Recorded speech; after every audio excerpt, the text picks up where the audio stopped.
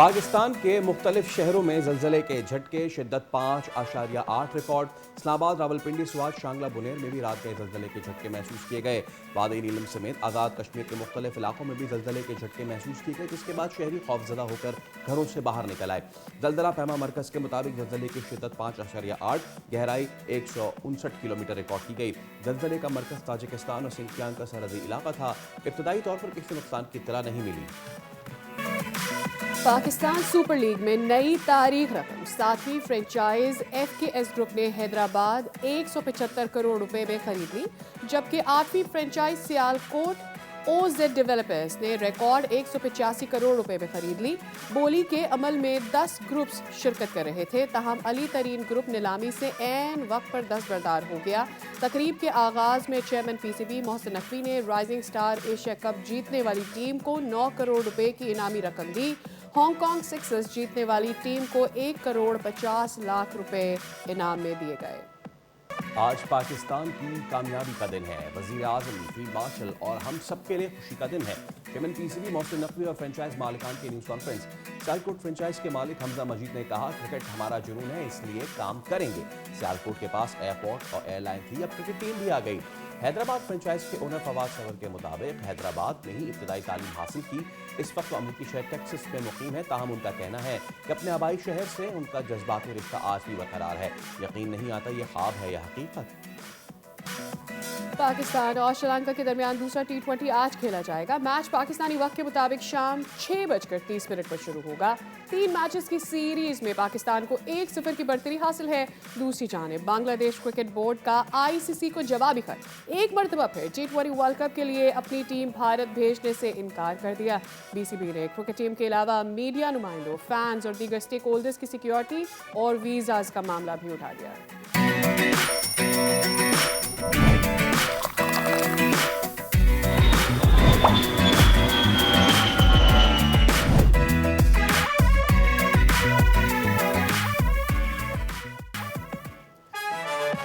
अस्सलामुअलैकुम, सुबह खैर, खुश आमदीद। दुनिया बोल है के साथ मैं हूँ सैयद फैसल करीम और मैं हूँ सादिया सैमसन। उम्मीद करते हैं कि आपकी सुबह का आगाज़ अच्छा हुआ होगा। वी रियली होप कि आपके दिन के साथ साथ अब we are going towards the weekend, आपका वीकेंड भी आपके लिए बहुत अच्छा रहे। Well, there had been a development overnight Faisal and it was not a good news anyways. रात गए मुल्क के मुख्तलिफ हिस्सों में जलजले के झटके महसूस किए गए, जिससे शहरी खौफ और रास में मुब्तला हुए। इस्लामाबाद, रावलपिंडी, स्वात, शांगला, बुनेर, आज़ाद कश्मीर के कई इलाकों में जलजले के ये झटके महसूस किए गए। जलजला पैमा मरकज़ के मुताबिक जलजले की शिद्दत 5.8 रिकॉर्ड की गई। इसकी गहराई 159 किलोमीटर थी। ताहम शुक्र है कि इब्तदाई इत्तलात के मुताबिक किसी बड़े नुकसान की खबर सामने नहीं आई है। यस, एंड अभी हम होप यही कर रहे हैं कि आफ्टर शॉक्स भी ऐसा कोई नुकसान ना पहुंचाए। दूसरी जानिब जब हम अर्थक्वेक की बात कर रहे हैं तो हम ये भी देख रहे हैं कि पूरे मुल्क में जो सर्दी है उसकी शिद्दत में भी इजाफा होता चला जा रहा है। इससे पहले हम जब प्रेडिक्शन लुक आफ्टर कर रहे थे तो हमें यही लग रहा था कि शायद जनवरी में भी इतनी सर्दी नहीं होगी, बट कराची में भी अब ठंड आ गई है और बालाई इलाकों का तो हम जानते हैं कि बर्फ़बारी का सिलसिला वहाँ जारी है और दर्जा हरारत अब जो है वो नीचे जाता चला जा रहा है। पंजाब के कई शहर धुंध और स्मॉग की लपेट में हैं। अच्छा, कराची की सूरत हाल का भी जिक्र करते हैं, जहां पर यकबस्ता हवाओं के साथ मौसम अच्छा हो गया है। एंड अपने व्यूअर्स को ये भी बताते चलें कि ये बड़ा खुशगवार रहा कल का दिन पाकिस्तान के लिए, अगर हम पाकिस्तान सुपर लीग की उससे पहले विल गो टू मरियम, जो कि कराची के मौसम के हवाले से हमें अपडेट कर रही होंगी, क्योंकि कोयटा की हवा जो है वो फाइनली अब कराची में उसने एंट्री दे दी है। तो मरियम, बताइए कराची की इस वक्त क्या सिचुएशन है मौसम की? तक शदीद सर्दी की लपेट में है। शहर में चलने वाली कोयटा की सर्द हवाओं की वजह से गुज़िश्ता रात रवां साल की सर्दतरीन रात जो है वो रिकॉर्ड की गई है और पारा जो है वो सिंगल डिजिट में रिकॉर्ड किया गया है। गुज़िश्ता रात minimum temperature 9 degree centigrade record किया गया है। 2026 की सर्दतरीन रात जो है गुज़िश्ता रात ही रिकॉर्ड की गई है। हवा में नमी का तनासुब जो है वो सिर्फ 41% रिकॉर्ड किया गया है, जबकि मैक्सिमम टेम्परेचर भी आज 20 से 22 डिग्री सेंटीग्रेड के दरमियान रिकॉर्ड किए जाने का इम्कान है। शहर कायद में इस वक्त हवा का सिलसिला जो है वो थमा हुआ है। ताहम वक्फे वक्फे से शहर कायद में 20 से 30 किलोमीटर फी घंटा की रफ्तार से कोयटा की यकबस्ता हवाएं चल रही हैं, जिसकी वजह से सर्दी की शिद्दत में यकदम इजाफा हुआ है और टेम्परेचर जो है वो सडन ड्रॉप हुए हैं। महकमा मौसमियात के मुताबिक जो ये सिलसिला है वो आइंदा हफ्ते तक जो है वो जारी रहने का इम्कान है। ताहम हफ्ता, इतवार और पीर इन 3 दिनों में खुसूसी तौर पर जो है दर्जा हरारत सिंगल डिजिट में रिकॉर्ड होने का इम्कान जाहिर किया गया है और आइंदा आने वाले हफ्ते तक शहर कायद में बारिश का भी इम्कान जो है वो नज़र नहीं आ रहा है। लेकिन महकमा मौसमियात के मुताबिक ये पेशगोई की गई है कि 15 जनवरी के बाद शहर कायद में एक वेस्टर्न डिस्टर्बेंस असरअंदाज हो सकती है, जिसके बाद कराची में बारिश होने का बहुत भी शुक्रिया। ऑब्वियसली हम सब कराची की सर्दी को एंजॉय करें, साथ साथ शुक्र भी कर रहे हैं। एंड एज वी से ऑलवेज कि भाई अपना प्लीज़ पूरे मुल्क में जितने लोग हमें देख रहे हैं ख्याल भी रखें।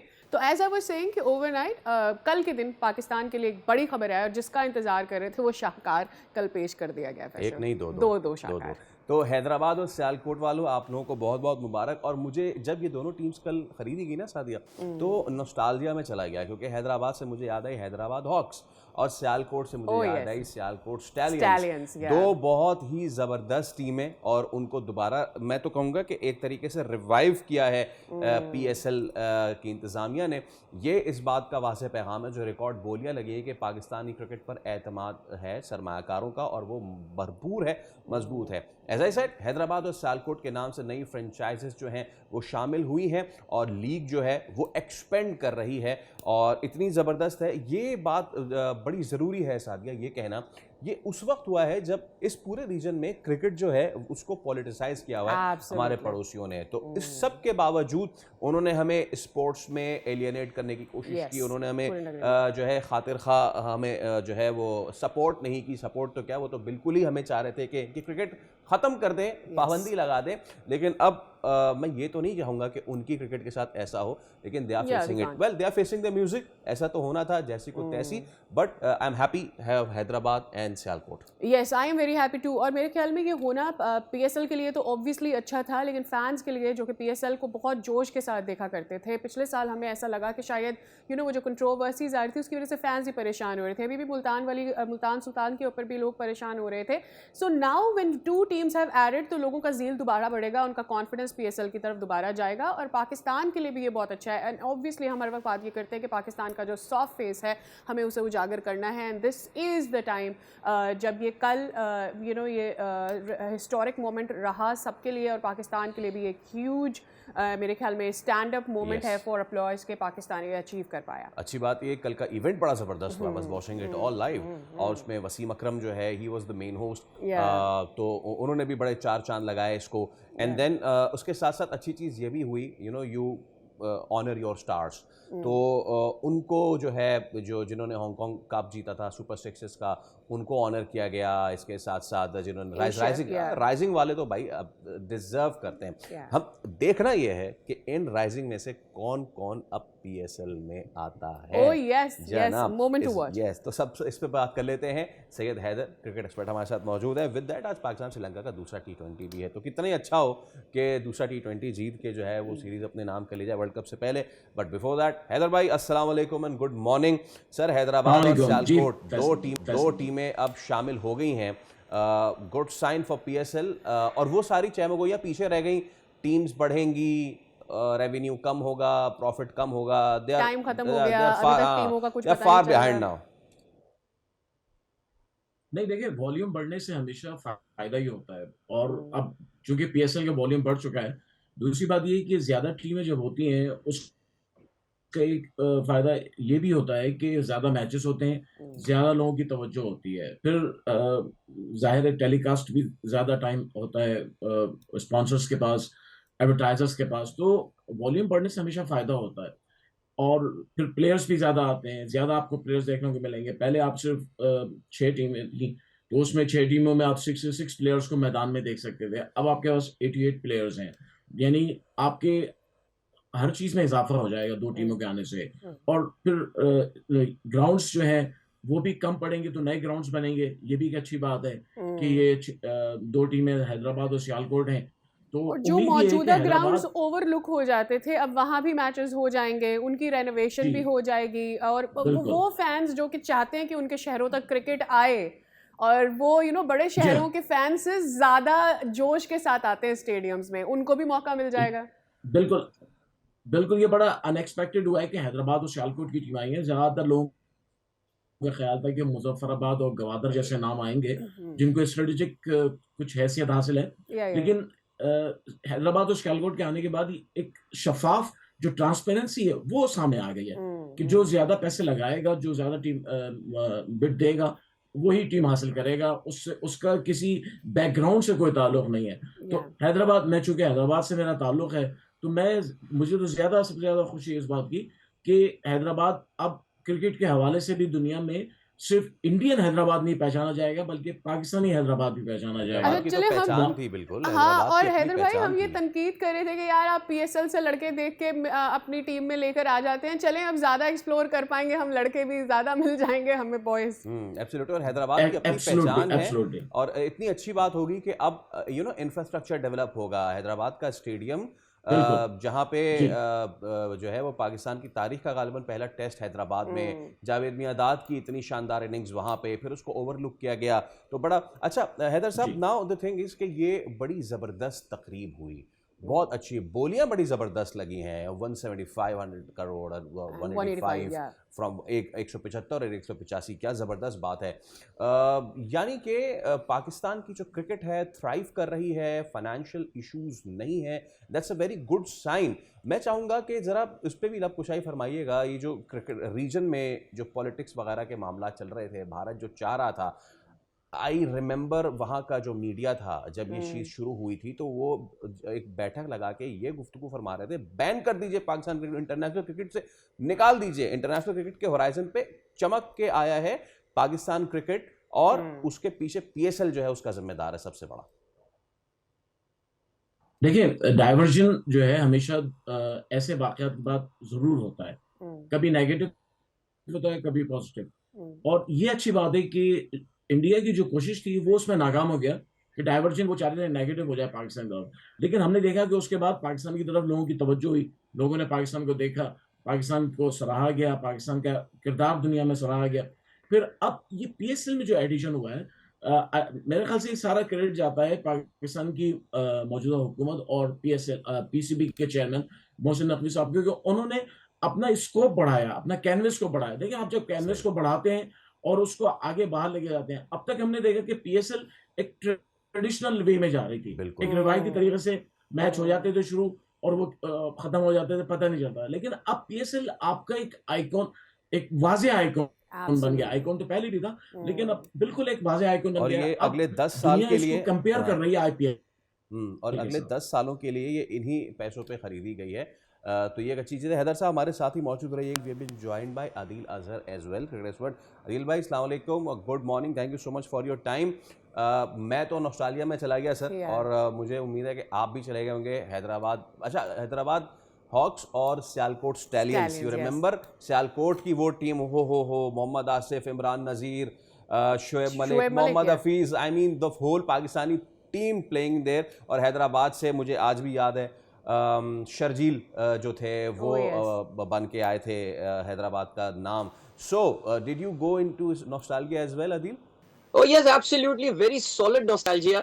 I think जिस जमाने में वो पहले ABN AMRO T20 हुआ करता था, फिर वो और बैंकों के नामों के साथ वो T20 टूर्नामेंट हुआ करता था, जो कि अपनी तर्ज की दुनिया में सबसे पहला T20 टूर्नामेंट होता था।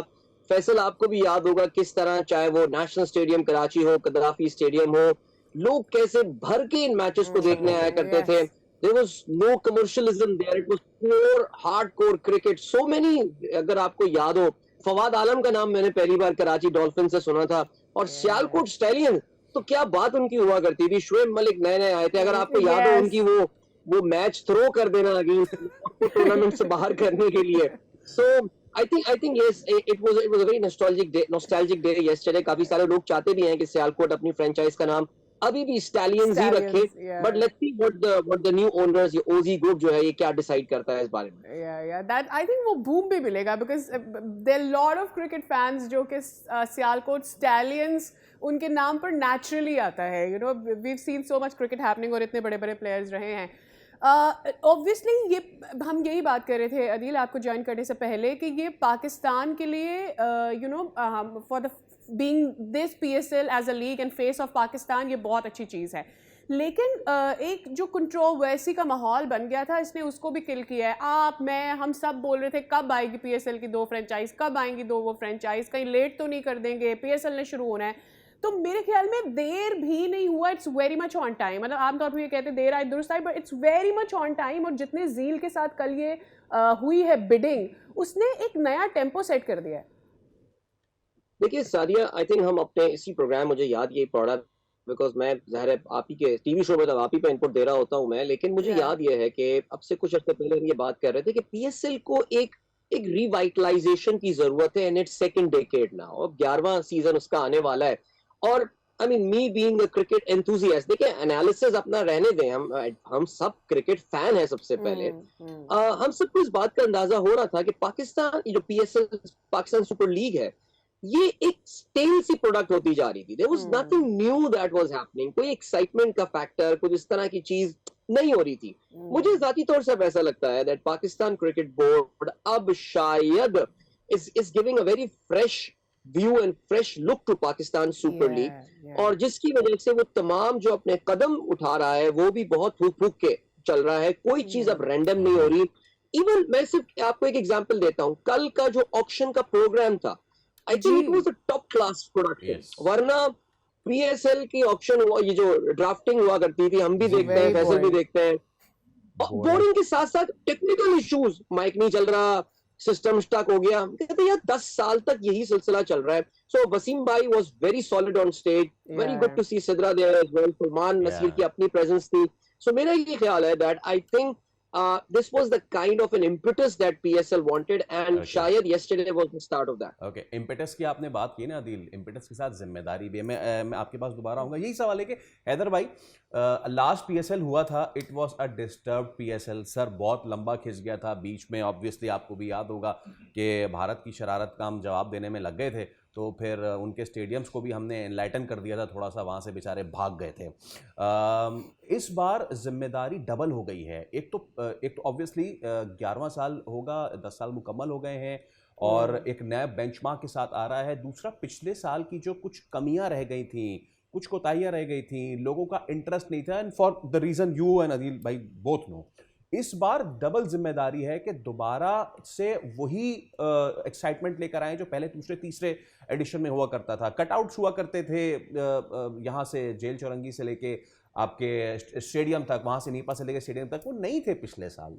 चीजें नहीं हो रही थी। सो इस बार डबल जिम्मेदारी आयद होती है, पिछले साल की जो कमियां रह गई हैं उसको भी पूरा करना और एक नए तरीके से इसको रीलॉन्च करना। देखिए इसमें सबसे ज्यादा जिम्मेदारी तो फ्रेंचाइजेस की है। जब आप एक कराची या लाहौर या पेशावर के नाम से टीमें लेते हैं, इस्लामाबाद से, तो आपको लोगों को मोबिलाइज भी करना होता है, आप लोगों को एनर्जाइज करना पड़ता है, आपको अपना थोड़ा सा लोकल बैकग्राउंड साथ लेके चलना पड़ता है। अफसोस के बाद ये कहना पड़ती है कि सिवाय 2 टीमों के, एक पेशावर और एक लाहौर, किसी और ने कोई तवज्जो नहीं दी। कोयटा और कराची ने तो बिल्कुल भी, और इस्लामाबाद, इन तीनों टीमों ने तो आई थिंक सिर्फ यहाँ से खाया है, लगाया कुछ भी नहीं है इस पाकिस्तान क्रिकेट में। तो जब तक फ्रेंचाइज, देखिए PSL जो है वो IPL की मुकाबले में पाकिस्तान क्रिकेट बोर्ड का अपना एक पूरा ओन प्रोडक्ट है। वहाँ पे उन्होंने ज़्यादा इख्तियारात नहीं दिए हैं फ्रेंचाइजेस को, लेकिन फिर भी फ्रेंचाइजेस को कुछ करना चाहिए। जब तक आप क्रिकेट को लोकल सतह पे, मकामी सतह पर मकबूल नहीं करेंगे, आपकी क्रिकेट जो है उसमें डेवलपमेंट वो नहीं होगी जैसी होनी चाहिए। ये सिर्फ अगर आप कारोबारी निगाह से देखेंगे तो फिर क्रिकेट नहीं होगी, कारोबार चलेगा खाली। ये थोड़ी सी जो है मोहसिन नकवी साहब को थोड़ा सा इंजेक्शन लगाना पड़ेगा इन फ्रेंचाइजीज को, और इनको मजबूर करना पड़ेगा कि कोयटा के लिए आपकी टीम है तो आप बलूचिस्तान जाएं, कोयटा में जाके आप इसको मकबूल करें।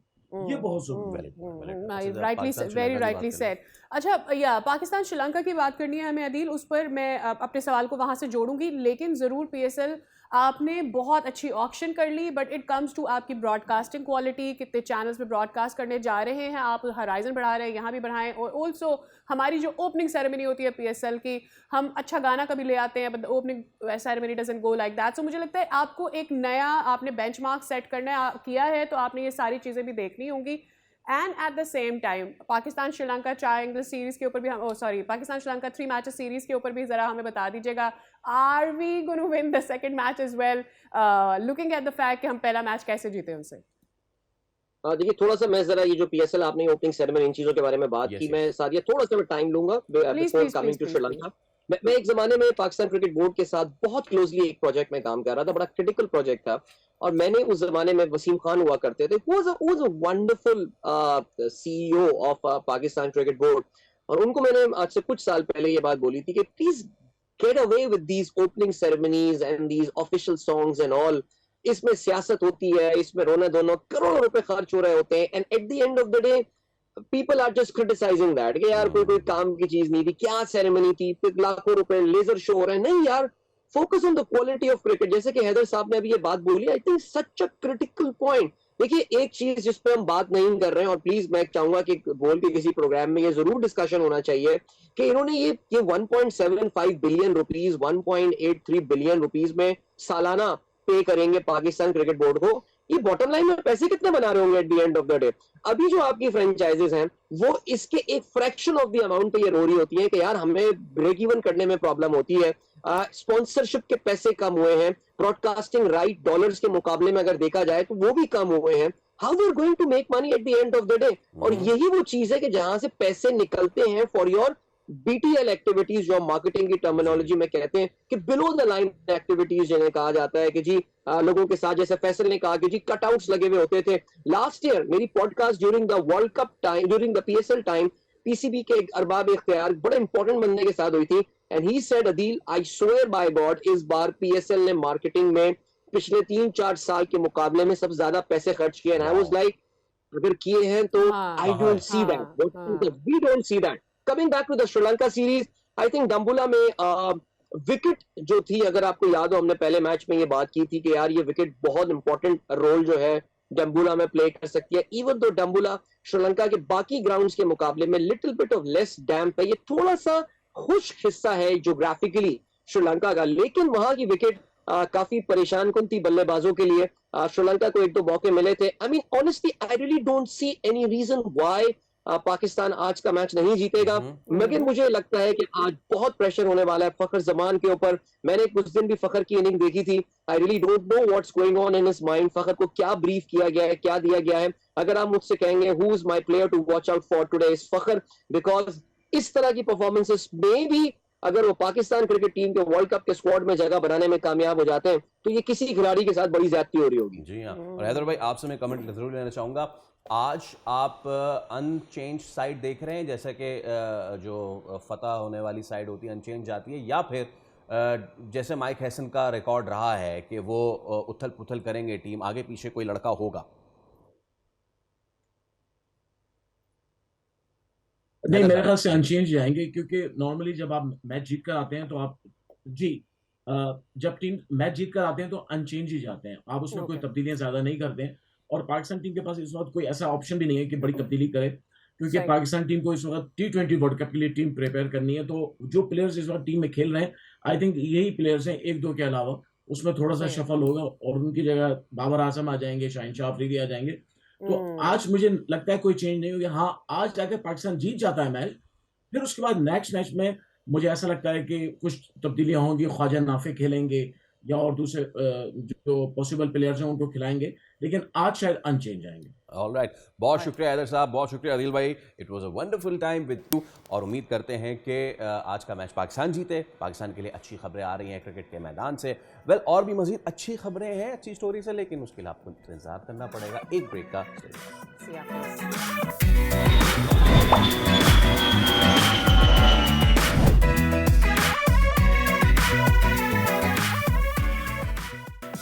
वेलकम बैक, और हमारे साथ जुड़े रहने के लिए हम बहुत शुक्रगुजार हैं। वीकेंड की तरफ हम जा रहे हैं। वीकेंड में हम थोड़ा काम होने की कोशिश करते हैं, लेकिन जब सियासी मंजरनामे पे चीज़ें देख रहे हो तो चीज़ें काम डाउन बिल्कुल नहीं हो रही। Why I am saying that, because सियासी नाश्ते में हम बात करने जा रहे हैं। इस्लामाबाद में जो पाकिस्तान तहरीक इंसाफ की प्रेस कॉन्फ्रेंस हुई है, और वो एक महज रद्द अमल नहीं बल्कि रियासत, सियासत, सिक्योरिटी पॉलिसी के अलावा जो बाहमी ताल्लुकात हैं उनमें भी एक संजीदा सवालिया निशान बनकर कल के बाद सामने आया। फैसल पीटीआई क़यादत का मौक़िफ़ सादिया वाज़ेह है कि दहशतगर्दी एक कौमी मसला है, उसे सियासी रंग देना ख़तरनाक है। इसका हल सिर्फ ऑपरेशन नहीं बल्कि जामे कौमी पॉलिसी में पोशीदा। एक तरफ पीटीआई नेशनल एक्शन प्लान पर अमल दरामद का मुतालबा कर रही है, वो भी मुकम्मल। दूसरी जानिब ये तासुर देने की कोशिश भी की जा रही है कि पार्टी, इसकी सूबाई हुकूमत दहशतगर्दी के मामले पर गैर संजीदा है। तो अब इस सब पे हम बात कर लेते हैं। हमारे साथ मौजूद हैं सीनियर तजज़ियाकार माजिद निज़ामी साहब। अस्सलाम वालेकुम माजिद साहब, बहुत शुक्रिया आपके वक्त के लिए। अच्छा, पीटीआई रहनुमाओं ने डीजीआईएसपीआर की जो प्रेस कॉन्फ्रेंस है उसमें इल्ज़ामात का जवाब देने के लिए प्रेस कॉन्फ्रेंस कर डाली है। ये पीटीआई की दिफाई हिकमत-ए-अमली है या बयानिया साजी की एक नई कोशिश है? जी बहुत शुक्रिया। ये सारा मामला इसलिए सेंसिटिव हो चुका है कि इसके अंदर अब रियासती इदारे, इस्टेब्लिशमेंट जो है वो बिल्कुल सामने है और वो खुलकर अपने मौक़िफ़ का इजहार कर रहे हैं। और दूसरी जानिब हम देख रहे हैं कि चूँकि खैबर पख्तूनख्वा का सूबा दहशतगर्दी से सबसे ज़्यादा मुतासिरा है और वहाँ पर मौजूद तहरीक इंसाफ की हुकूमत मरकज़ी हुकूमत से तालमेल नहीं रखती और सियासी तौर पर दर्जा हरारत इस हद तक बढ़ चुका है कि दहशतगर्दी जैसा जो अहम और सेंसिटिव इशू है वो उस पॉलिटिकल टेम्परेचर की जद में आ चुका है, जो कि बहुत ज्यादा अलार्मिंग है। इसलिए मैं समझता हूँ कि मरकज को और सूबे को बहरहाल इस सारी सूरत हाल के अंदर बैठकर बात करना होगी, उसके अलावा कोई ऑप्शन नहीं है। अगर हम रिसेंट एक मिसाल भी लें कि जिसमें हमने ये देखा कि पाकिस्तान और भारत में जंग चल रही थी, जंगी कशीदगी थी, लेकिन उनके जो डीजी मिलिट्री ऑपरेशंस हैं वो आपस में बात कर रहे थे और उन्होंने फिर बहरहाल एक जंग बंदी का ऐलान किया जिसमें मुख्तलिफ आलमी कुव्वतें भी शामिल थी। तो इसलिए मुल्क के अंदर भी इसके बगैर कोई भी जो बयानिया है या कामयाब कार्रवाई मुमकिन नहीं हो सकती। अब ग्राउंड के ऊपर सिचुएशन जो है वो खासी मुख्तलिफ है। जिस तरह साबका कबायली जो एजेंसी थी खैबर, जो कि अब कबायली जिला है, उसमें अभी ऑपरेशन की बाज़गश्त है और वहाँ पर बिल्कुल जो सूबाई इदारे हैं, पुलिस है, वो तमाम एक दूसरे से राब्ते में है, ताबुन कर रहे हैं। अच्छा। इसी तरह वहाँ से जो नकल मकानी हो रही है उसके ऊपर भी तमाम हुकूमती इदारे जो हैं और इवन जो सूबाई कैबिनेट है उसमें ये चीज़ डिस्कस हो चुकी है। तो ये चीजें ग्राउंड के ऊपर तो हैं, लेकिन चूंकि पॉलिटिकल कंसेंसस नहीं है, सियासत में गर्मी दर्जा हरारत इस हद तक बढ़ चुका है कि अब उसकी लपेट में ये मसला भी है। तो इसलिए इसका हल निकालने के लिए बयानबाजी की बजाय बहरहाल दोनों फरीक जो है उनको टेबल पर बैठना ही होगा।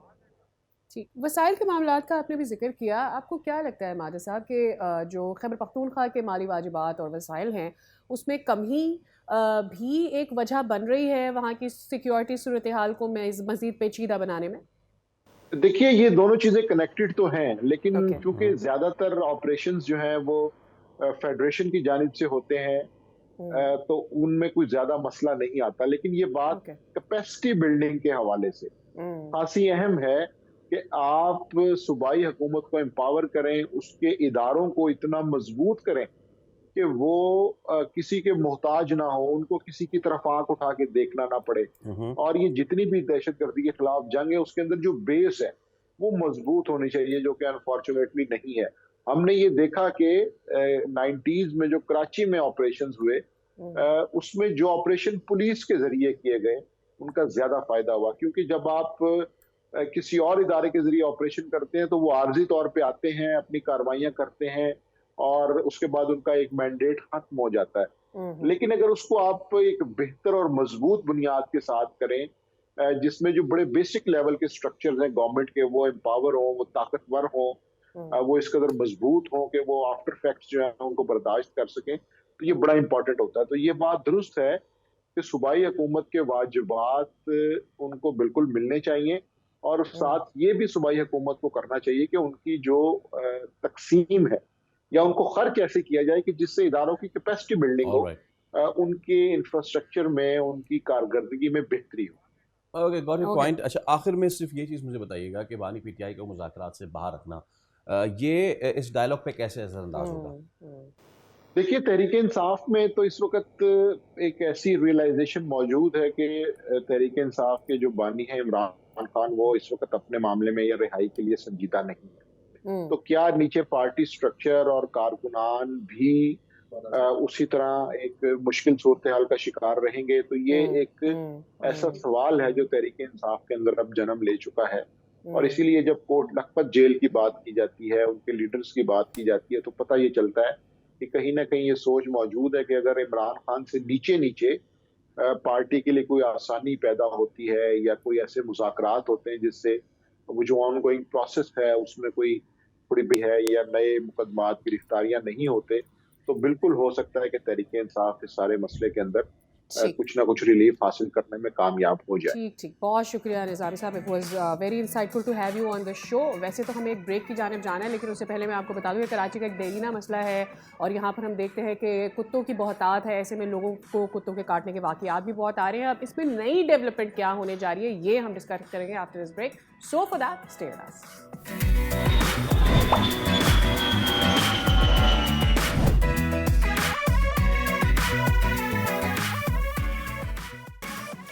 वेल, एक बहुत बड़ा मसला है कराची का, और सरगजीदगी का वाक़या संगीन अवामी सेहत का अब ये बहरान बनता चला जा रहा है। और अगर नंबर्स की बात की जाए, स्टैट्स की बात की जाए, तो पिछले एक महीने के स्टैट्स जो हैं वो बड़े ख़तरनाक और ख़ौफनाक हैं। नए साल का पहला हफ़्ता 850 से ज़ायद अफराद का कुत्ते से काटे जाना इस बात का सबूत है कि सूरत हाल कंट्रोल से बाहर होती जा रही है। अब इस पर डिवाइडेड ओपिनियन है, कोई कहता हाँ, है absolute, which is actually the problem This is कि the divided problem, opinion yes. है। इसी वजह से किसी मसले के हल की जानिब हम नहीं जा पाते हैं। जो लोग कहते हैं कि कुत्तों को मारना नहीं चाहिए, फिर वो ये बात भी है कि हमारे पास शेल्टर्स उतने नहीं हैं, तो उनको कहाँ रखा जाए। सो इस सारे मामला पर बात करते हैं कि इसका क्या कोई हल भी निकल सकता है या नहीं। हमारे साथ ज़ैनब फातिमा मौजूद हैं, जो कि एनिमल रेस्क्यू एक्टिविस्ट भी हैं। Zainab, a very very good morning to you and thank you so much कि आप अपना वक्त हमारे शो के लिए निकाला। ज़ैनब, आप, मैं, हम नहीं चाहते हैं कि हम एनिमल्स को मारें। कुत्तों के लिए जो काटे के वाक़यात होते हैं, हम ये भी नहीं चाहते कि लोगों को उसका नुकसान हो, बट बहुत डिवाइडेड ओपिनियन है। करना क्या चाहिए हमें इन कुत्तों के लिए कि आप इनको प्रोटेक्ट भी कर सकें and at the same time लोग भी महफूज रख सकें? हमें ये अंडरस्टैंड करना होगा कि it's a long debate, long ongoing debate, जो कि खत्म होने का नाम ही नहीं ले रही है। इट्स बीन इयर्स, हम लोग इस पे पता नहीं कितने प्रोग्राम्स कर चुके हैं, कितनी ही डॉक्यूमेंट्रीज बन गई हैं, लेकिन same question every single time यही राइज होता है कि हमें इस पे क्या करना चाहिए। सिंपल सोल्यूशन है, हम कोई भी ऑर्गेनाइजेशन होती है, मैं अगर इससे हट के बात करूँ XYZ, तो हम हमेशा ये देखते हैं कि हमारी एक स्टैंडर्ड कोई रेगुलेटरी बॉडी है, कोई अथॉरिटी है, और हमारी ग्लोबल प्रैक्टिस उस चीज को लेकर क्या है। जब हम उस ग्लोबल प्रैक्टिस को देखते हैं तो हम अपनी ऑर्गेनाइजेशन में उसको इम्प्लीमेंट करते हैं। कोई भी ऑर्गेनाइजेशन है, इवन जैसे मैं हेल्थ केयर एक इंस्टीट्यूशन में, मैं हॉस्पिटल में हूँ कारवाने हयात में, अगर मैं वहाँ की बात करूँ तो हम कोशिश ये करते हैं कि हमारे हॉस्पिटल में मरीजों को वो ट्रीटमेंट मिले जो बेस्ट हो, जो ग्लोबल प्रैक्टिस हो, जहाँ पे सबसे अच्छी चीजें यूज हो रही है वो हम यहाँ इम्प्लीमेंट करें। तो why not in this case? जब WHO ने हमें एक सिंपल स्टैंडर्ड गाइडलाइन दे दी है कि TNVR करना है। TNVR stands for trap, neuter, vaccinate and then release. Trap मतलब आप, ठीक है, अब आप देखें गवर्नमेंट का भी, मैंने लास्ट ईयर की बात है या आई थिंक उस 2024 की बात हुई, जब बड़ी न्यूज में चला था, न्यूज़पेपर्स में आया था, सिंध गवर्नमेंट ने एक बजट एलोकेट कर दिया है भाई कि अब हम जो है यहाँ पे TNVA प्रोग्राम जो है वो करेंगे इनिशिएट, और डॉग्स को बजाय इसके कि हम मार दें, उनको यूथनाइज करें या हम उनको ये जो जहरीला खाना या इंजेक्शन देके हम उनको मार देते हैं, बजाय इसके हम ये इस तरफ जाएंगे। वो बजट कहाँ गया? Nobody is answerable for that. मतलब आपको पता है कि ग्लोबल प्रैक्टिस क्या है, but you are not following that. Zainab, इसमें एक तो ये बता दीजिएगा कि न्यूट्रलाइज करने से जो उनका अग्रेसिव नेचर है, क्या वो कम हो जाता है? एक तो चीज़ ये बता दीजिएगा। दूसरा, मेयर कराची ने कल ये बात की है कि इत्तेहाद कॉलोनी के लोग अलग तरीके से इनका ट्रीटमेंट चाहते हैं। क्लिफ्टन के लोग कहते हैं कि इनको ना मारें, इत्तेहाद कॉलोनी वाले कहते हैं मारें। जस्ट फॉर एग्जांपल इन इलाकों का मैंने नाम लिया है, ठीक है। सो पब्लिक में डिवाइडेड ओपिनियन है, इस वजह से प्रॉब्लम आ रही है। सो अगेन, लोगों को आप ग्लोबल प्रैक्टिस तो क्या समझाने जाएंगे, उनको तो फौरी रिलीफ चाहिए। नहीं देखिए, फौरी रिलीफ तो किसी चीज के लिए भी पॉसिबल नहीं है ना। इवन हम इतने साल हो गए आज तक पोलियो से हम इरेडिकेशन नहीं कर पाए, तो क्या हम उसकी कोशिश छोड़ देंगे? This is not possible.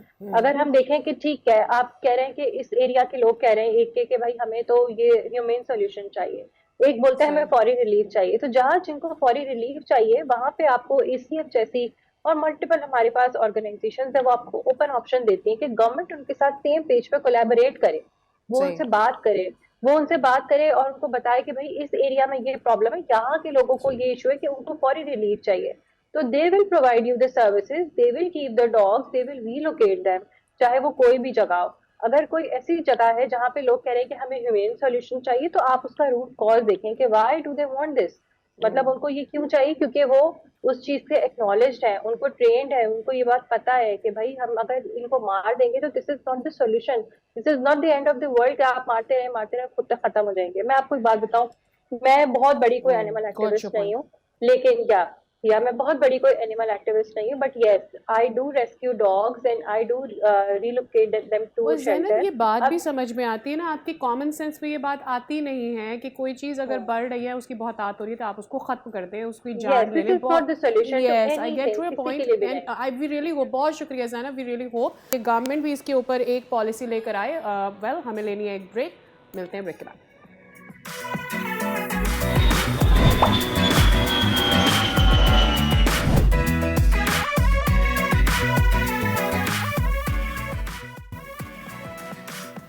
Welcome back. अच्छा जी, मुल्क की मईशत में एक बार फिर से ख़तरे की घंटी सुनाई दे रही है और स्टेबलाइजेशन के बाद ऐसी जब कोई सिचुएशन सामने आती है तो लोग थोड़ा सा घबराते हैं। मामला कुछ ऐसा है, मौजूदा माली साल के दौरान पाकिस्तान का जो तिजारती खसारा है वो 40 अरब डॉलर तक जाने के खदशात ज़ाहिर किए जा रहे हैं, जो पहले ही दबाव में मौजूद है। मईशत के लिए ये एक तशवीशनाक इशारा है और इसका इंदिया फ्लड्स से पहले ही दे दिया गया था। फ्लड्स के बाद सिचुएशन और क्रिटिकल हुई है। ट्रेड डेफिसिट एक बड़ा मसला रहा है पाकिस्तान के लिए और बताया जा रहा है कि इब्तदाई 6 माह में ही 19 अरब डॉलर से ज़ायद का खसारा रिकॉर्ड हो चुका है, जिससे वाज़ेह होता है कि बरामदात और दरामदात के दरमियान फ़र्क ख़तरनाक हद तक बढ़ता जा रहा है। अगर बरामदी शोबे को फौरी और पायदार रिलीफ ना दिया गया तो पाकिस्तान खित्ते के दीगर ममालिक जैसे बांग्लादेश और वियतनाम के मुकाबले में बहुत पीछे रह जाएगा। तशवीशनाक पहलू ये भी है कि बरामदात में मतलूबा इजाफा नहीं हो पा रहा है, कर्जों का बोझ मुसलसल बढ़ता जा रहा है। इसी मामले पर बात कर लेते हैं। हमारे साथ मौजूद हैं कामरान अरशद साहब, जो कि चेयरमैन हैं एप्टमा के। अस्सलाम वालेकुम कामरान साहब, वेरी वेरी गुड मॉर्निंग। हम पहले से इस बात के ऊपर डिस्कशन ऑलरेडी कर रहे थे, मैं और फैसल अक्सर इसके ऊपर बात कर रहे होते हैं कि ये जो हमारा एक्सपोर्ट इंपोर्ट का फ़र्क है, ये हमारे लिए एक मुश्किल पैदा कर रहा है। And we are a kind of a country जिसने एक टारगेट बनाया था कि आपने एक्सपोर्ट लेड अपनी पॉलिसी बनानी है। हम कहाँ पर खड़े हैं? ये खदशात I think mid of the year से पहले ही आ गए थे कि ये गैप इंक्रीज हो रहा है। क्या कोई काम आपको लगता है इस पर हम कर पाए हैं? जी वालेकुम सलाम, thank you for having me on your morning show. देखिए जी, बात ये है कि पाकिस्तान दुनिया का चौथा बड़ा पांचवा बड़ा मुल्क है ऑफिशियली, और शायद अनऑफिशियली चौथा बड़ा मुल्क है। और हमारी आबादी जिस तरह इंक्रीज कर रही है, ये उसके साथ साथ हमारी एक्सपोर्ट और हमारी इकोनॉमिक ग्रोथ नहीं मैच कर रही। अब हाल ही में जो फिगर्स आए हैं वो बड़े अलार्मिंग हैं। आपकी अक्टूबर में जो एक्सपोर्ट थी वो कोई मंथली 5% थी, फिर नवंबर में आपकी एक्सपोर्ट मंथली 15% थी, और दिसंबर में आपकी एक्सपोर्ट 19.5% गिरी है। का मतलब ये है कि पिछले दिसंबर 2024 में आपने 2.88 बिलियन डॉलर के गुड्स एक्सपोर्ट किए थे, जबकि आपने इस दिसंबर में 2.32 के गुड्स एक्सपोर्ट किए, एंड आपकी इंपोर्ट बढ़ती जा रही है।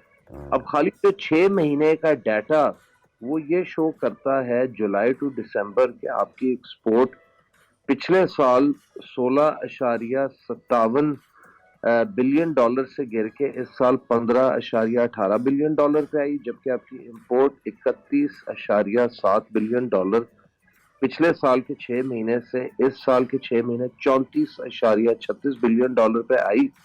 एंड आपका ट्रेड डेफिसिट या बैलेंस ऑफ ट्रेड जिसे आप तजारती खसारा कहते हैं, वो 14.5 बिलियन डॉलर से 19.18 बिलियन डॉलर आ गया पहले 6 महीने का। तो हमें ये खदशा है कि पूरे साल का ये 38 से 40 बिलियन डॉलर पे चला जाना है। अच्छा। और जो जनवरी के एक्सपोर्ट के नंबर्स हैं जो नवंबर के पहले हफ्ते में जी जी जी। ब्यूरो ऑफ स्टैटिस्टिक्स पब्लिश करेगा, वो भी काफी भयानक हो सकते हैं।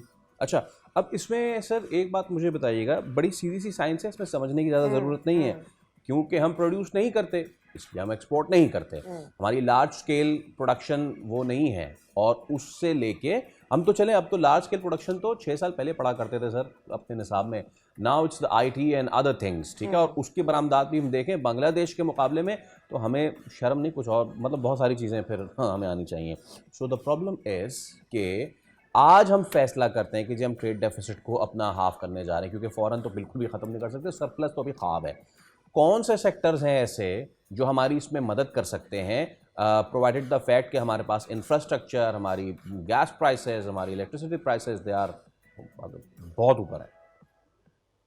देखिए जी, इसमें सबसे पहले तो आपको जो टेक्सटाइल सेक्टर है, रिवायती तौर पे हमेशा आपको 55 से 60% टोटल एक्सपोर्ट की कंट्रीब्यूशन देता है। ये जो माली साल अभी गुजरा है 2025 को, इसमें आपकी इज्तिमाई एक्सपोर्ट $32 बिलियन थी, और $32 बिलियन में से 17.88 आपको टेक्सटाइल ने ला के दिया। ओके। तो अगर इंसेंटिवाइज करें तो कोई ऐसी वजह नहीं है कि ये आपका ट्रेड गैप सब्सटेंशियली रिड्यूस ना कर दे, या इसको 5 से 8 साल के टाइम फ्रेम में कवर ना कर दे। ये जो सनत है, ये इस साल 17.88 बिलियन डॉलर की एक्सपोर्ट पे गई, जबकि इससे पहले 2 साल ये $16.5 बिलियन पे फंसी हुई थी। तो जो $2 बिलियन इज्तिमाई आपकी एक्सपोर्ट बढ़ी है, उसमें $1.2 बिलियन तो टेक्सटाइल ने ला के दिया इन मुश्किल हालात में। कोई ये नहीं देख रहा कि सन 2008 में बांग्लादेश और पाकिस्तान की एक्सपोर्ट दोनों की $8 बिलियन पे होती थी। बांग्लादेश और पाकिस्तान के बैरूनी कर्जे $16 बिलियन पे होते थे सन 2008 में। फास्ट फॉरवर्ड करके 2025 में आ जाएं तो हम $8 बिलियन की एक्सपोर्ट 2008 की एक दफा 19.3 पे लेके गए, 2022 में फिर 16.5, और फिर हम 17.8 पे लेके गए, इज्तिमाई को 32 पे। बांग्लादेश $60 बिलियन को $47 बिलियन पे ले गया। तो ये साबित कि बांग्लादेश हर साल 2008 से 2025 $3 बिलियन से या जायद अपनी एक्सपोर्ट बढ़ाता रहा। हर साल 2008 से 2025 तक $3 से $4 बिलियन से सालाना अपने कर्जे बढ़ाते रहे, जिसकी वजह से हमारे इज्तिमाई कर्जे जो हैं बैरूनी बांग्लादेश से बहुत ज्यादा है।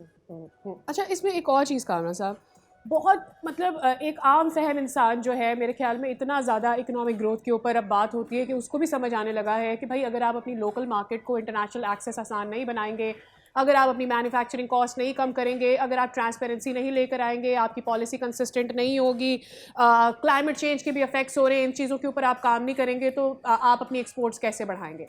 हम उस मसले को हल नहीं करते, हम एक नई जहद लेकर आ जाते हैं जिससे आपका मार्जिन कम होता है। मैं एग्जांपल देती हूँ आपको, हम इंटरनेशनल लोगों को पाकिस्तान में बुला रहे हैं, अपनी ज़मीनें उनको दे रहे हैं, वो लीज़ कर रहे हैं, वो प्रॉफिट जो मैं पूरा अपनी ज़मीन पर हासिल कर सकती हूँ जस्ट बिकॉज हम अपनी प्रोसेसिंग अच्छी नहीं कर सके। इसी तरह से हम पिंक सॉल्ट के साथ भी कर रहे हैं, सो हम चीज़ें बेहतर नहीं करते, हम चीज़ों का बीच का रास्ता निकालते हैं जो कि हमारा प्रॉफिट कट करता है। Why that is there? I think वो एक हमारी शॉर्ट साइटेड मेंटालिटी है और क्विक फिक्स अप्रोच होता है, और शॉर्ट साइटेडनेस में ना तो कोई चीज़ आपकी फिक्स होती है और ना ही कोई आपको सोल्यूशन मिलता है। और ये बार बार हम कई अब तो 1.5-2 साल हो गए हैं ये बात हैमर कर रहे हैं और फेडरल गवर्नमेंट को बावर कराना चाह रहे हैं कि हमें किसी किस्म की सब्सिडी नहीं चाहिए, लेकिन आप सिर्फ 4 चीज़ों को रीच की कॉम्पिटिटिव लेवल पे ले आए, same as in Bangladesh, same as in India, Vietnam, Sri Lanka, China, इनके बराबर कर दें या इनके करीब करीब ले आए। बिजली, गैस, इंटरेस्ट रेट, टैक्सेशन, बस ये 4 चीजें कंपैरेटिव ले आए और लोगों में सनतकारी का, तिजारत का शऊर ले आए, लोगों को करें कि ना यहाँ से फ्लाइट ऑफ कैपिटल हो और लोग किसी और ऑल्टरनेट इन्वेस्टमेंट के जरिए देखें। आपको एग्जैक्टली वही करना है जो बांग्लादेश ने किया अपने लोगों को काम पे लगाने के लिए, मुल्क खुद तरक्की करेगा और खुद इकोनॉमिक ग्रोथ आएगी। कामरान साहब, आपने एक बांग्लादेश की मिसाल ली, इस खित्ते में दीगर 2-3 ऐसे ममालिक हैं जिन्होंने अपनी मईशत को बेहतर किया, लेकिन प्रॉब्लम सर ये आ रही है, it is about the will now. आप कह रहे हैं 5वां बड़ा ऑन पेपर, 4था बड़ा मुल्क अनऑफिशियली, इसकी पॉपुलेशन, इसके रिसोर्सेज, इसका लैंड मास, इसके मतलब कि each and everything, you have got each and everything. किसी नेचुरल रिसोर्स की कमी नहीं है आपके पास, लोगों के काम करने की कमी नहीं है, लेकिन जब विल और अवेयरनेस का मसला है ना असल सारा, हमने अपनी 50% ख़वातीन, 50 से भी ज़्यादा हमारी आबादी है, उनको हमने वर्क फोर्स से तो बाहर रखा हुआ है ना। तो इतनी छोटी से लेके बड़ी बातों तक, do you feel any will in this current setup कि चलें जी अब हम इसको issue in 5 years or 10 years yes करना शुरू करते हैं, कोई टाइमलाइन है 5 साल में हम इस पे काबू पाएं? सर मेरा ख्याल है आपने बड़ा अच्छा पॉइंट रेज किया, और बांग्लादेश की खुशहाली के पीछे एक वजह ये भी है कि वहाँ पे खवातीन भी मर्द कॉटेज इंडस्ट्री स्पेशली है, एंड वो एक घर में जब आमदनी डबल होके आती है तो वो इन्फ्लेशन या बहुत सारी चीजों का सामना। हमारे यहाँ ऐसा नहीं है, हमारे यहाँ आदमी काम करते हैं, औरत को आपने इंटीग्रेट नहीं किया वर्क फोर्स में। And Bangladesh mostly value added, बल्कि तकरीबन सारे वैल्यू एडेड रेडीमेड गारमेंट्स बना के एक्सपोर्ट करता है, बेस्ट नंबर 1 इन टी शर्ट सर। बिल्कुल, जिसमें आपको पता है कि औरतों को ज्यादा महारत होती है स्टिचिंग के काम में मर्द हजरात की निस्बत। तो यहाँ भी गवर्नमेंट को पॉलिसीज लानी चाहिए, एग्जैक्टली वो पॉलिसीज जो बांग्लादेश में, जिससे आप औरतों को वर्क फोर्स में इंटीग्रेट करके हर घर की आमदनी आप बढ़ा सकें, एंड वो माहौल दें जो बांग्लादेश में फीमेल वर्क फोर्स को है। यहाँ वो एक ट्रेंड चेंज जरूर हो रहा है, लेकिन more needs to be done. It's very very slow. रिवायती तौर पे आप धागा और कपड़ा एक्सपोर्ट करते थे, अब धागा कपड़ा आप एक्सपोर्ट नहीं करते, आप bedsheet, denim, polo T shirts, towel, ये चीजें आप एक्सपोर्ट कर रहे हैं। लेकिन सर अभी भी आप बांग्लादेश से बहुत बहुत पीछे हैं, और इसमें गवर्नमेंट को ये 4 चीजें रैशनलाइज करनी होंगी: बिजली, gas, interest rate and taxation. Short of this sir फिर यही होगा जो हो रहा है कि यहाँ से वेल्थ या कैपिटल जो है वो मुल्क से बाहर जाएगा, एंड दुबई जैसी प्रॉपर्टी रियल एस्टेट में लगेगा, जो कि ऑलरेडी हो रहा है।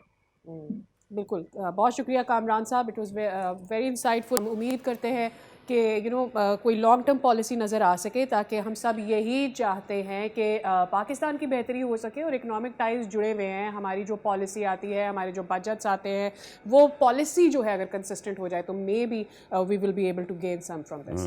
आवाम से जुड़ा एक अहम मसला, कराची में एक वाक़या पेश आया, घरेलू मुलाजमाओं के हाथों करोड़ों की चोरी का वाक़या हुआ, और उसने एक बार फिर इस सवाल को ज़िंदा किया कि घरेलू मुलाजमीन की जो जांच पड़ताल है वो क्या नज़रअंदाज की जा रही है। और ये पहला वाक़या नहीं है, इससे पहले भी इस तरह के वाक़यात हो चुके हैं, और मतलब कि गालिबन कई तोले सोना था जो चोरी हुआ। अब इस पे एक ऐप पुलिस ने लॉन्च ज़रूर की थी। अच्छा, ये तो वो वाक़े की तस्वीर हम आपको दिखा रहे हैं कि ये वाक़या जो पेश आया था, और करोड़ों की मालियत का, जी करोड़ों की मालियत का सोना यहाँ से जो मुलाजमीन थे वो लेके फ़रार हो गई। तो अब इसका सद्देबाब क्या है? ये कोई कराची का सादिया पहला वाक़या नहीं है। पुलिस ने, सिंध पुलिस ने, कराची पुलिस ने एक ऐप ज़रूर मुतारिफ़ करवाई थी। या ये ऐप मुतारिफ़ करवाने का मकसद ये है कि इनकी जो डॉक्यूमेंटेशन वगैरह है उसके बारे में पता चल सके, क्योंकि आमतौर पर जो घरेलू मुलाजिम होते हैं वो दूसरे शहरों से आते हैं, बड़े शहरों में जाकर नौकरियां कर रहे होते हैं, तो उनका बहुत लिमिटेड बैकग्राउंड चेक किया जाता है कि अच्छा किसने भिजवाया, किसने रखवाया, बस इससे ज़्यादा की डिटेल नहीं होती। तो तस्दीक ऐप के ज़रिए मुलाजमीन का जो मुजमाना रिकॉर्ड है, फिर उनकी शनाख्त है, पता है, उनका परमानेंट रेजिडेंट क्या है, अगर वो उनकी मुलाजमत कुछ इस तरह की है कि वहाँ पर एजुकेशन थोड़ी बहुत चाहिए तो उसका बैकग्राउंड आपको मिल जाएगा। तो ये सारा डाटा वहाँ पर कलेक्टेड होगा, ताकि इस तरह के वाक़यात की रोकथाम में पता चल सके कि ये बंदा जॉब पे रखा जा सकता है या नहीं रखा जा सकता, या इसके पीछे कोई क्रिमिनल रिकॉर्ड तो मौजूद है या नहीं है। जी हाँ, यानी कि घरेलू मुलाजमीन की भर्ती से कबल तस्दीक ऐप जैसे प्लेटफॉर्म्स का इस्तेमाल अगर मामूल बनाया जाए तो उससे क्या कुछ फ़ायदा हासिल हो सकता है? इस ऐप को आए हुए कितना अरसा हो गया है? इसी पे हम ज़रा बात कर लेते हैं। Doctor Faiza Sodhar, DSP Sindh police Karachi हमारे साथ मौजूद हैं। अस्सलाम वालेकुम डॉक्टर फ़ायज़ा, बहुत शुक्रिया आपके वक्त के लिए। मैडम ये कितना अरसा पहले इसको लॉन्च किया गया था? इसका सक्सेस रेट सबसे पहले तो ये बताइए, और आवाम में अवेयरनेस कितने लोग उसको यूज़ करें? Do you have any numbers? अस्सलाम वालेकुम, thank you for having me. अगर आप एप्लीकेशन की जी, please go on, we are listening. और वी कनेक्टेड फ़ायज़ा से हम दोबारा रब्ता करने की कोशिश करेंगे और उनसे बात करेंगे। ये आपने बहुत अच्छा सवाल किया फैसल के, बिकॉज़ जब कोई आपकी ऐप डाउनलोड करता है, आपके पास हिस्ट्री आना शुरू हो जाती है कितने लोगों ने वो ऐप डाउनलोड किया है, तो पता चल जाएगा कि कितने लोग इस सहूलत को इस्तेमाल कर रहे हैं। और आहिस्ता आहिस्ता हमें ऐसी चीज़ों को नॉर्मलाइज़ करना होगा कि आप किसी भी ऐसे शख्स को अपने घरों में नहीं लेकर आ जाते। हाँ, आप प्रैक्टिकल हो सकते हैं, लेकिन वो प्रिकॉशंस हो सकती हैं। उससे पहले पता होना चाहिए कि जिस भी शख्स को आप अपने घर पर बुला रहे हैं, क्या उसे घर पर रखना आपके लिए, आपके बच्चों के लिए सेफ भी है या नहीं, या वो किसी गैंग के साथ ही तो काम नहीं कर रहे, उनका काम लोगों के घरों में जाके सिर्फ सफाया फेर देना ही तो नहीं है। तो ये ऐप क्या वाकई उसमें मदद दे रही है या नहीं, ये एक मेरे ख्याल में इस पर हमें ये रेवोल्यूशनरी ज़रूर है, लेकिन अगर लोग वाकई इसको नॉर्मलाइज़ कर सकें कि वो इस तरह की ऐप्स पर ट्रस्ट कर सकें और उसके थ्रू लोगों को अपने घरों में दाखिल होने की इजाज़त दें। इस पे मज़ीद डिस्कशन कंटिन्यू करेंगे एक छोटी सी ब्रेक के बाद। हमारे साथ रहिए।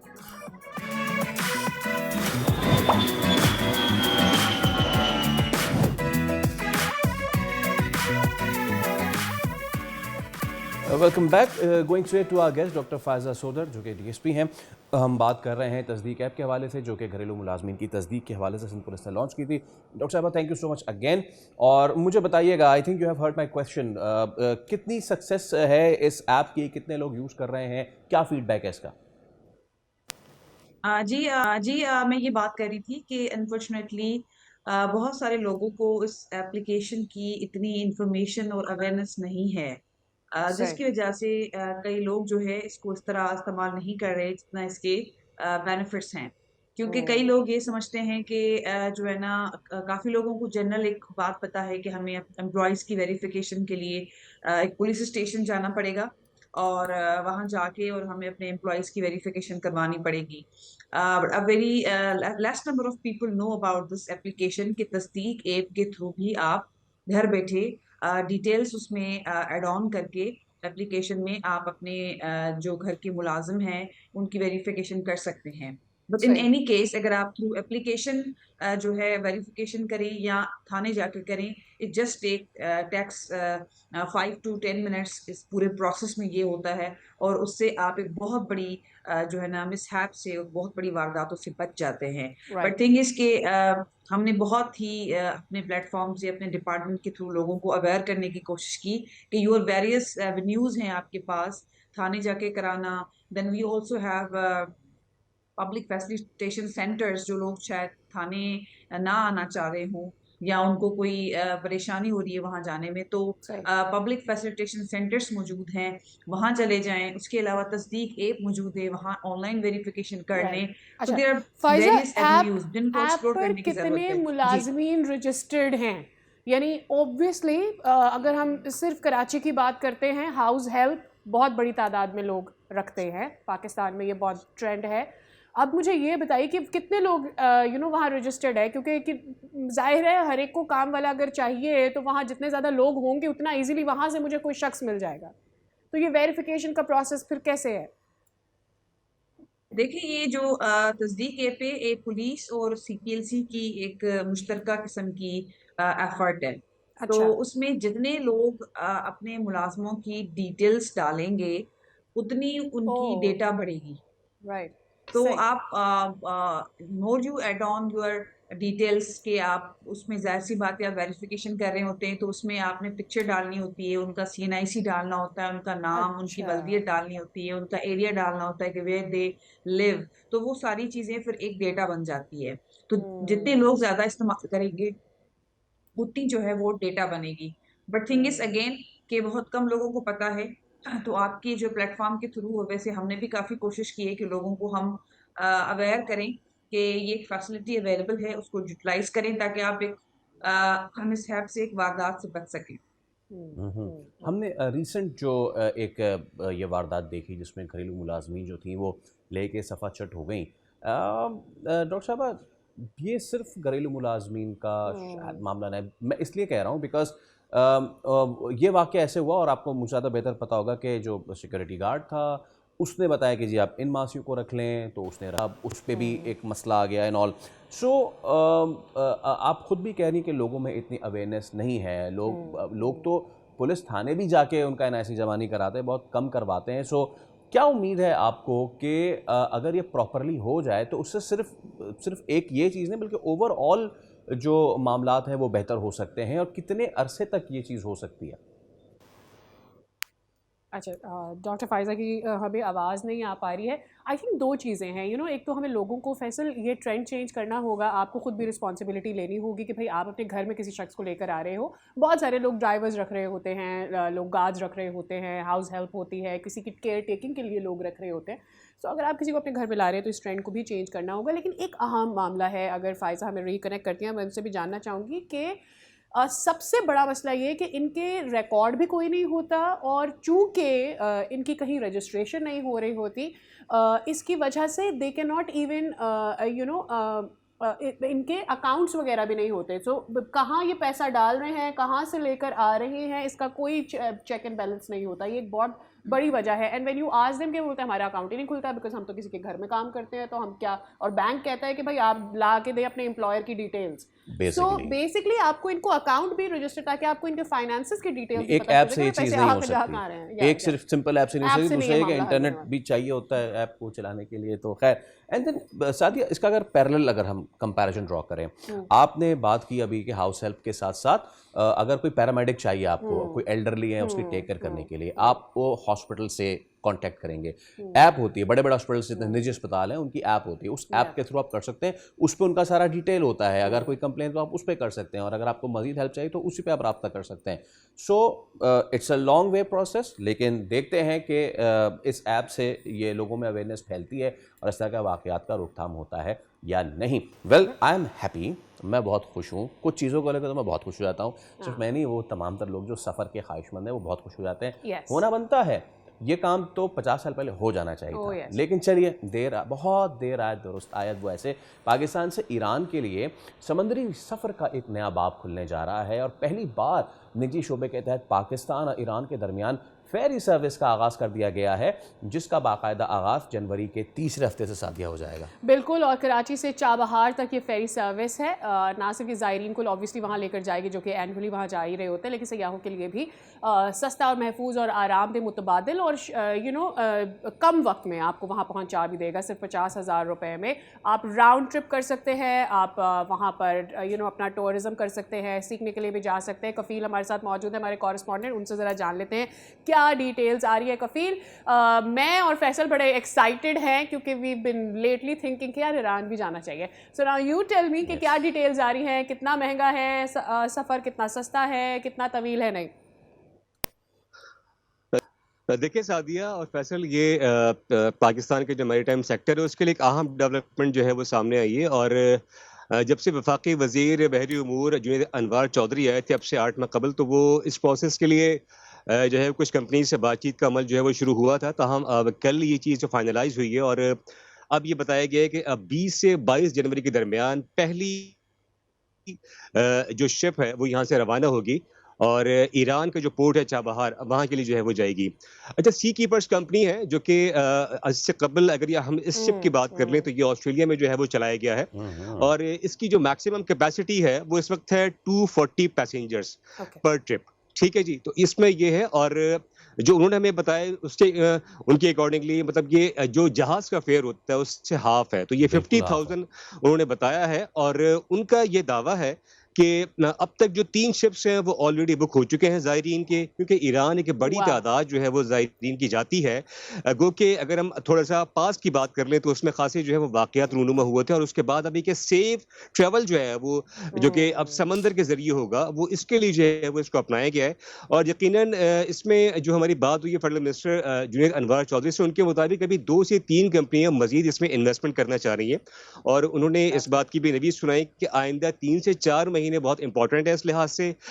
जबकि जो सी कीपर्स के सीईओ हैं मोहम्मद उमर साहब, उमर नकी साहब, उनका कहना ये है कि आइंदा 2 से 3 माह के अंदर ये बसरा और ओमान के लिए भी जो है ये शिप यहाँ से रवाना किया जाएगा, और उसकी जो कैपेसिटी होगी वो बड़े शिप्स होंगे, और उसमें जो पैसेंजर कैपेसिटी होगी वो 600 से 800 के दरमियान जो है वो रखी जाएगी। 50,000 रिटर्न, ये हाफ भी नहीं, 1/3 ऑफ द फ्लाइट है। एक तो ये चीज़ हो गई। दूसरा कफील ये बताइए, सहूलियात बताइए क्या हैं? कुछ एक्सपीरियंस है हमारा भी फेरी का बाहर के ममालिक में, तो खाने पीने के सहूलियात, और अगर 8 से 9 घंटे का है तो सीटेड ही है सारी अकोमोडेशन, या फिर कोई लोगों के आराम के लिए रेस्टिंग प्लेसेस भी? देखिए फैसल, मैंने तो पूरा, क्योंकि मैंने रिकॉर्डिंग्स भी की हैं पूरे शिप को जो है वो बगौर जायज़ा, और उसकी जो सहूलियात हैं उसको देखा, तो उनके अकॉर्डिंगली जो इंतज़ामिया है उसमें 2 टाइम्स जो है वो, क्योंकि ट्रैवल जो है वो तकरीबन 14 से 15 घंटे का ट्रैवल है, ठीक है जी, तो उसके दौरान उनको 2 टाइम्स जो है वो उनको खाना दिया जाएगा, और कुछ ब्रंच के लिए और जो है कुछ रिफ्रेशमेंट के लिए भी रखा गया। उसके अलावा प्रॉपर जो तमाम सीट्स हैं वो अवेलेबल हैं, और बहुत नीट एंड क्लीन है, और यकीनन जब ये ट्रैवल का आगाज़ होगा तो इससे चीज़ें अपने के पॉजिटिव अंदाज में आगे चलेंगी, और ये पाकिस्तान की इकोनॉमी और मैरीटाइम सेक्टर के लिए यकीनन एक पॉजिटिव डेवलपमेंट है, जो कि बहुत अरसे बाद सामने आई है। जनवरी में इसका आगाज़ हो रहा है। बहुत शुक्रिया, थैंक यू सो मच, और उम्मीद करते हैं कि ये सफ़र भी बड़ा ज़बरदस्त रहे और लोग इसको अच्छे से रखें। इसी के साथ एक ब्रेक ले रहे हैं, दोबारा हाजिर होंगे। स्टे विद अस।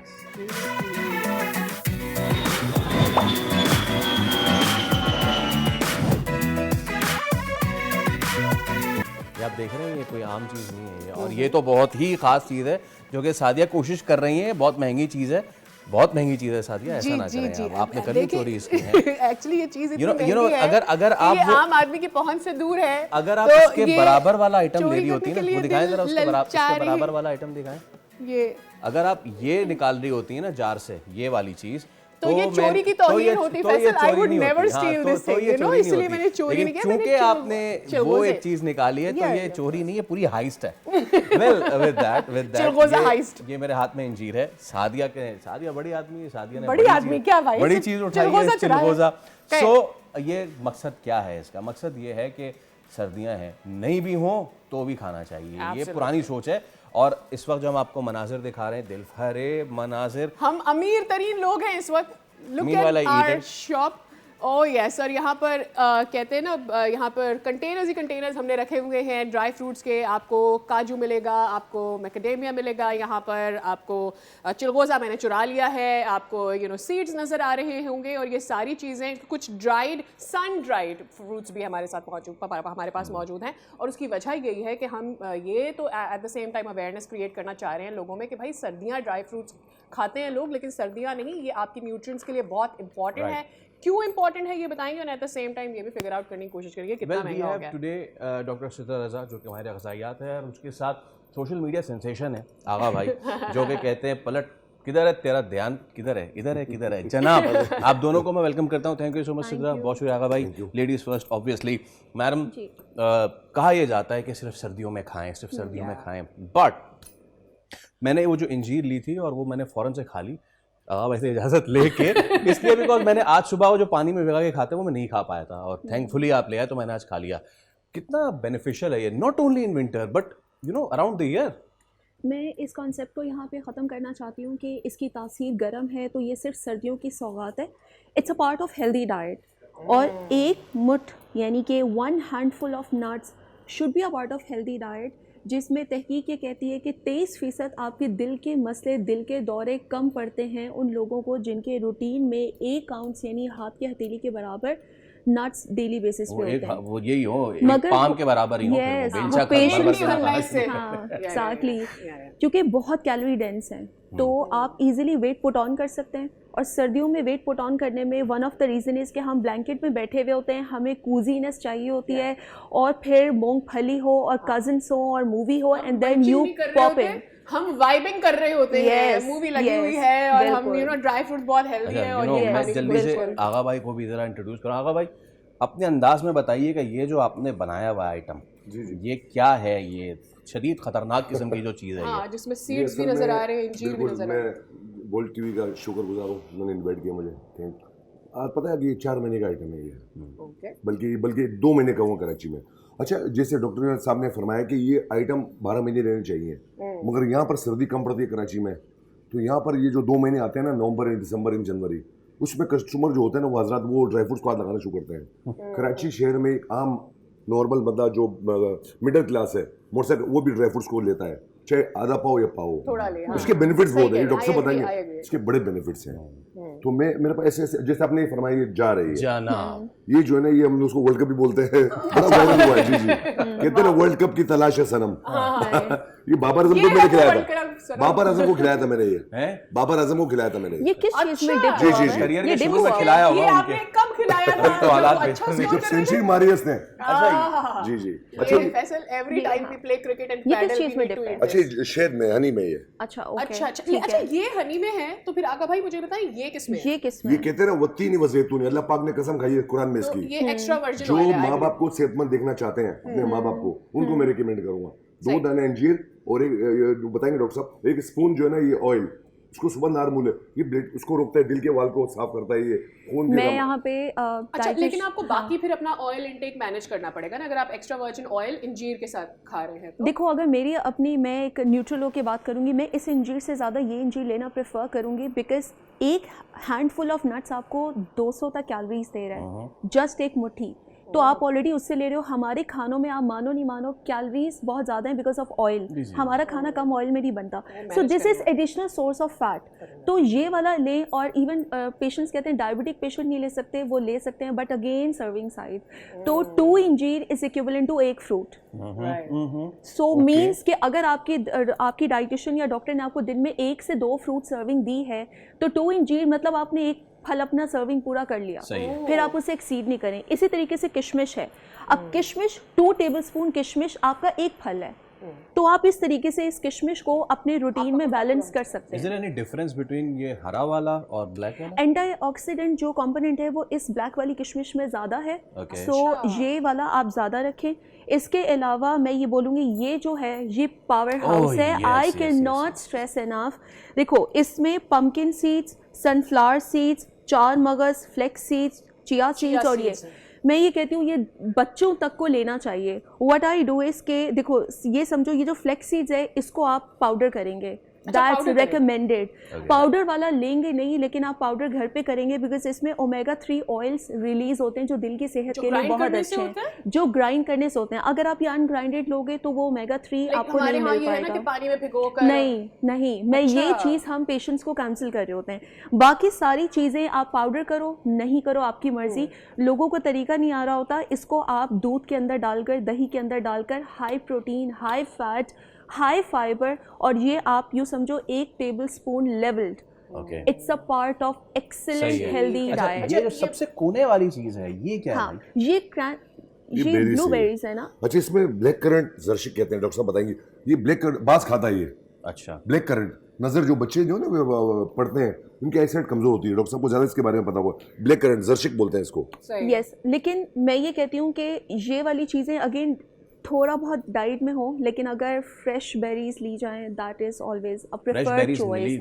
वो यहाँ पर इतनी मिलती नहीं है, तो ये आप 1 टेबलस्पून तक ऐड कर लें। मैकेडेमिया भी का भी आजकल बड़ा रुझान बढ़ा है। इसके अंदर मैं चीज बताऊं आपको, इसमें क्रैनबेरी भी बढ़िया, उनको बताएंगे करंट साशे के बारे में। ब्लूबेरीज का बड़ा चर्चा है, अमेरिकन ब्लूबेरी का।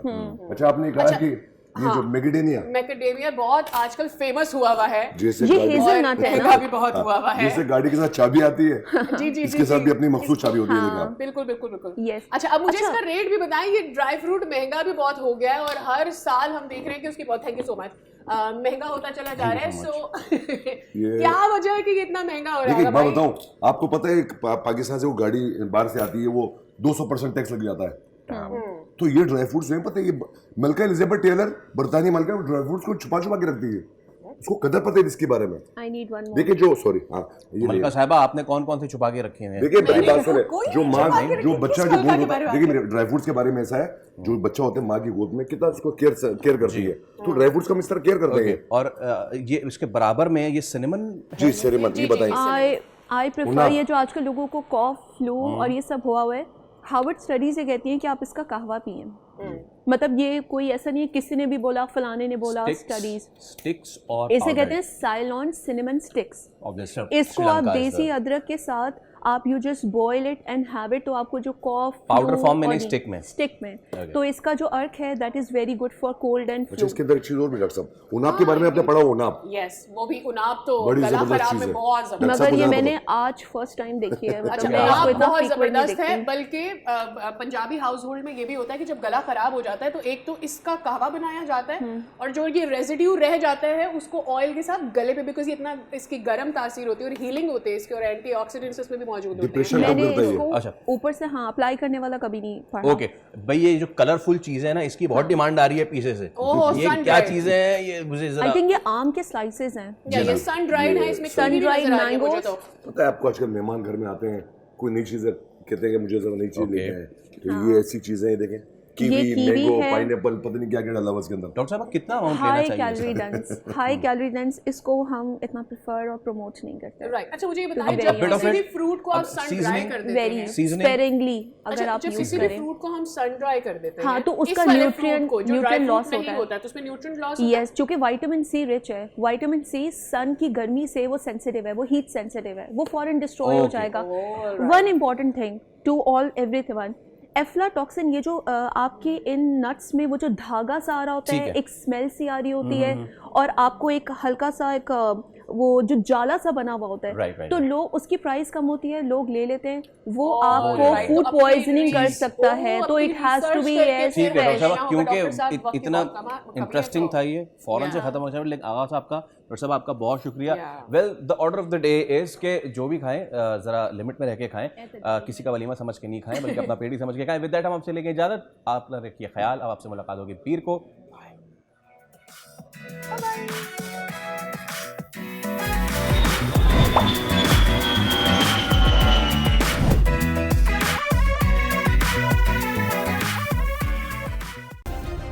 सब्सक्राइब करें और बेल दबाएं ताकि कोई खबर रह न जाए।